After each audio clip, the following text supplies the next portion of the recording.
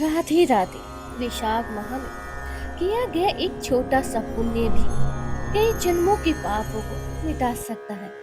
और आज जो मैं आपको सुनाने जा रही हूँ, वैशाख माह का 22वां अध्याय। इसमें छिपा है ऐसा रहस्य जो आपके जीवन की हर परेशानियों को दूर कर सकता है।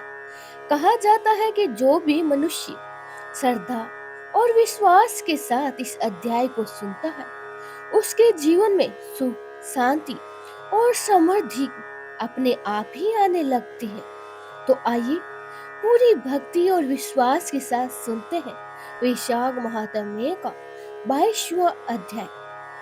भक्तों, मैं अध्याय कहने से पहले आपको एक छोटी सी बात बताना चाहती हूँ कि वैशाख माह में आपकी जेठ की लड़की यानी आपकी जेठुती, उसको अगर आप इस माह में चप्पल या फिर मीठा दही यानी लस्सी पिलाएं और चप्पल दिलाएं, तो उससे आपको बहुत ज्यादा पुण्य प्राप्त होगा वैशाख माह का। अगर आपके जेठ की लड़की नहीं है तो नड़न की लड़की को खिलाए और चप्पल दिलाए। अगर ये दोनों ही नहीं है तो आपके परिवार में जो भी आपका जेठ लगता है या फिर नड़न लगती है, उनके बच्चों को आप जरूर कुछ ना कुछ इस वैशाख में जरूर करें।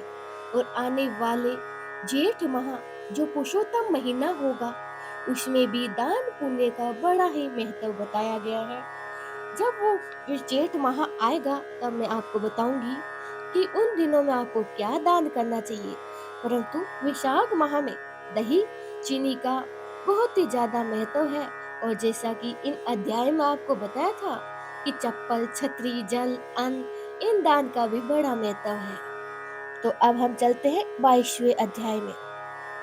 मैथिल बोले, इस वैशाख की कौन कौन सी तिथियां अत्यंत ही पुण्य कारक है और क्या क्या दान विशेष रूप से उत्तम है और संसार में इन्हें किसने प्रख्यात किया है, ये सब बताइए।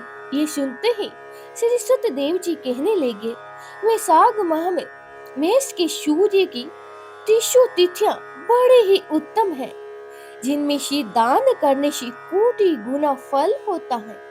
एक एक तिथि में स्नान, दान, होम, पूजा आदि करने से तत्काल ही मुक्ति होती है। कथा सुनने से रोग अथवा दरिद्रता से पीड़ित दुखी भी दूर हो जाता है, दुख दूर हो जाता है। इन तिथियों को व्यर्थ में व्यतीत करता है वह गोधाती, कृतघ्न, मित्रघाती और आत्मघाती होता है। दरिद्र, धनवान, लंगड़े, अंधे, विधवा स्त्री, बालक आदि सबको ही ये वैशाख महाधर्म अत्यंत ही सुख से साधन के योग्य है। चैत्र के महीने में जब मेष की संक्रांति हो, उसी समय पापों के नाश करने वाली अमावस्या कोटि गया करने का फल देती है।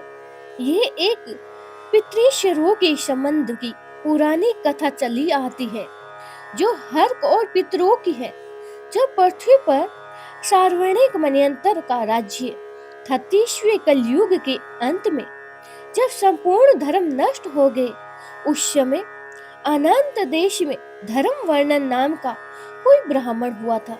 उसने उसी कलयुग के प्रथम पाद में मनुष्य को पापों से युक्त और अपने अपने वर्ण धर्मों से हीन देखा। तब एक दिन वह मुनि महात्माओं के शन यज्ञ के दर्शन के लिए निमित्त पुष्कर क्षेत्र गया। वहां ऋषि मुनि लोग कलयुग की प्रशंसा कर रहे थे कि सतयुग में जो वर्ष भर भी माधव भगवान प्रसन्न होते हैं, सो त्रेता में एक मास में, द्वापर में एक ही पक्ष में होते हैं, उससे 10 गुना पुण्य कलयुग में विष्णु भगवान का स्मरण करने से होता है। केवल एक हरि नाम उच्चारण करना ही उचित है। जब ये प्रसंग हो रहा था, तभी नारद मुनि खूब हंसने लगे और उन्मत्त की तरह नाचने लगे। निसंदेह ये कलयुग बड़ा ही पुण्य रूप आया है।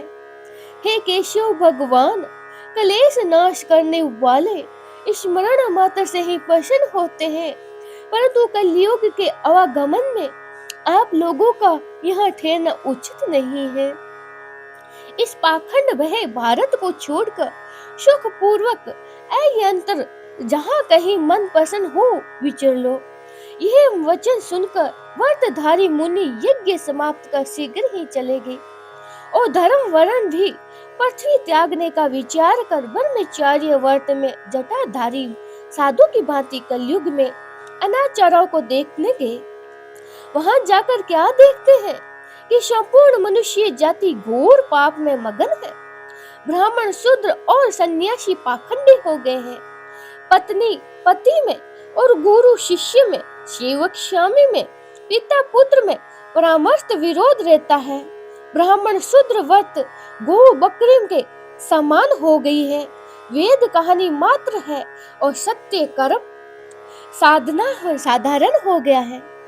देवताओं की जगह भूत प्रेतों की पूजा होती है। धर्म और नीच पूजा हो गई है। इस कलयुग में भ्राता भाग्नि से पिता पुत्री से संगम करते हैं। साधु महात्माओं का अपमान होता है, पापियों का सत्कार होता है, इत्यादि घोर दुराचार हो रहा है। ये सब देखते घूमते वर्ण धर्म आचार्य युक्त होकर पितृलोक को गया। वहां पितृ गणों को बड़े ही भयंकर दुखों तथा अंधकूपों में पड़े हुए त्राहि त्राहि करते हुए देखना, जहां किसी प्रकार का सहारा नहीं है। उन्हें देखकर बहुत ही विस्मित हुआ और दयालु होकर बोले, तुम कौन हो? तुमने ऐसे कौन से घोर दुष्कर्म किए हैं जिनसे तुम यहाँ पड़े हो? तुम किस गोत्र में उत्पन्न हुए हो और तुम्हारा कैसे उद्धार होगा? ये सब तुम मेरे सामने कहो, तुम्हारा आज ही कल्याण हो जाएगा। उसके ऐसी वाक्य सुनकर दुख से व्याकुल पितृसरों को प्रसन्न होकर दीन वाणी से कहने लगे, हम श्री वत्सल्य गोत्र हैं, हमारा वंश पाप से क्षीण है, हमारे लिए पिंड देने वाली कोई संतान भी नहीं है। इसी से हम दुरात्मा अंध कुप में पड़े हैं। हमारे कुल में एक धर्म वर्णन ही बड़ा ही यशस्वी है, वे सबको छोड़कर अकेला ही विचरता है और उसने गृहस्थ भी धारण नहीं किया है। वही दुर्वा का तुरंत रूप है, तुत्त रूप है, जिसे पकड़कर हम लोग लटक रहे हैं। अतः धर्म वर्ण की आयु क्षीण होने पर भी इस अंध तामसिता दुर्गम कूप में हम गिरे पड़े हैं। इससे हेतात तुम पृथ्वी पर जाकर धर्म वर्ण को समझाओ कि तेरे पितृ सर्व दुखी है और दुख से पीड़ित है, केवल तेरे एक रूप के सहारे से लटके हुए हैं। तेरे मरने पर और संतान न होने पर हम और तुम सब अंत तामसिक कूप में पड़ेंगे। इसीलिए गृहस्थ धर्म ग्रहण करके संतान की वृद्धि करें। जब वह संतान गया को जाए और वैशाख धर्म करे, विष्णु भक्त को एकादशी आदि व्रत करे, वे पाप नाशनी कथा सुने, जिससे उनके 100 पिछले की हुई 100 आगे की पीढ़ी नरक में से जाने से बचे और हमको तथा उसको भी ऊर्ध्व गति प्राप्त होगी। तुम ऐसे सत्य वाक्य साझा कर धर्म वर्ण को गृहस्थ में पवित्र करो। पवित्र पितरों सर्वों के ऐसी वचन सुनकर अचंभे में पड़ गया और रोता हुआ हाथ जोड़कर नमस्कार कर धर्म वर्ण बोला, हे महाराज, मैं ही दुराग्रही तुम्हारा वंशधर धर्म वर्ण हूँ। मैंने ही यज्ञ में महात्मा नारद जी के कहे हुए वचन सुने थे और फिर पृथ्वी पर बहुत से पापी मनुष्य को देखकर कुछ संगति के डर के मारे दीपांतरों के विचरता में रहता था। इस तरह इस कलयुग के अंतिम पाद में मैं भी 3.5 भाग व्यतीत हो गए हैं। मैंने अब तक आपका दुख दूर नहीं किया।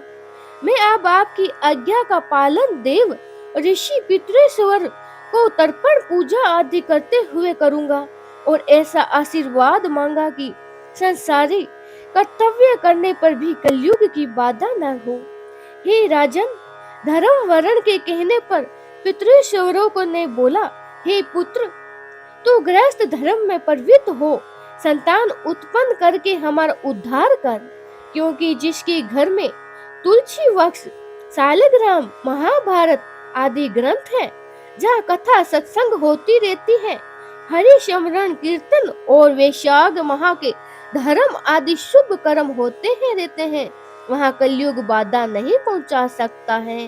हे पुत्र, इसीलिए तू परम आत्मा युग की चिंता मत कर, शीघ्र ही घर जा और इस माधव माह में सबके उपकार के लिए मेष की संक्रांति की 30 तिथियों में वैशाख धर्म कर, और जिससे करोड़ों गुणा फल मिलते हैं, चैत्र की अमावस्या में पिंड दान कर, श्राद्ध आदि कर, जल में भरा घड़ा जिसमें कपूर और अगर की वासना को दो और दान कर, उसकी उपकार के लिए गृहस्थी बनकर उत्तम संतान प्राप्त कर, पीछे मुनि की वर्थित धारण कर सुख पूर्वक दीपों में विचरना, पितरों की ऐसी आज्ञा पाकर धर्म वरण शीघ्र ही पृथ्वी पर आया, और चैत्र मास में मेष की संक्रांति के दिन प्रातः काल स्नान कर देव ऋषि पितृश्वरों का तर्पण कर जल का घड़ा भर लिया, और पाप नाश करने वाले श्राद्ध करके अपने पितृ वर्ण को ऐसी मुक्ति दी